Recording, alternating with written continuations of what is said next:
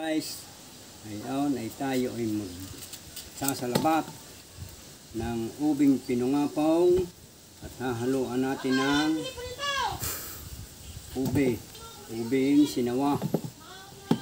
Ito ay kaya sinasabing pinungapong ay dahil ang laman ay katulad ng sa pungapong, pero ito ay ube. Yan. Madalang na siguro ang nagawa nitong salabat na ube. Mga kabataan ngayon, mga iba pa hindi nangangain na nito. Salabat na ube. Ito, nung kami ay bata pa, ito ang lagi namin ginagawa. Salabat. Pag alis sa salabat, ay gagataan. Yan. Pwede rin naman ang nilabon.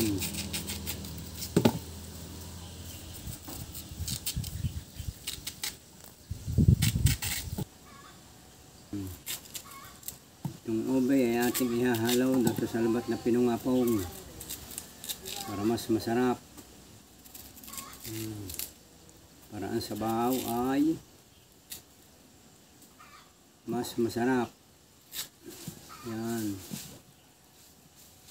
Sino guys ang nakapangain na nito? Mga sa salabat na ito, salabat na ube. Alagay ko, marami hindi nakakatikim nito.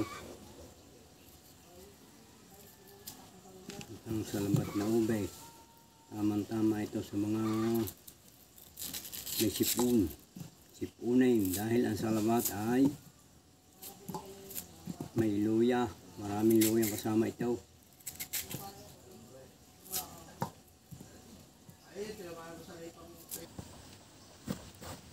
Guys, yan, malapit nang matapos ang paggagayat natin ng ubing sinawa. Gagawin salabat, kahalo ang ubing pinungapong. Yan. Napakasarap nito pag naluto.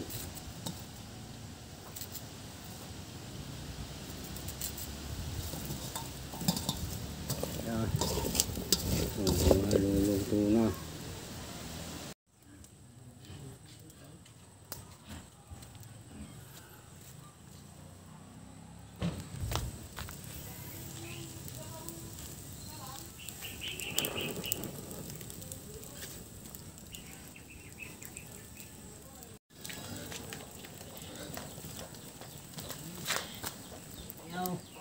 Una ang ating salabat na ubing sinawa at saka ubing pinungapong. Yan, inyaw, kasarap.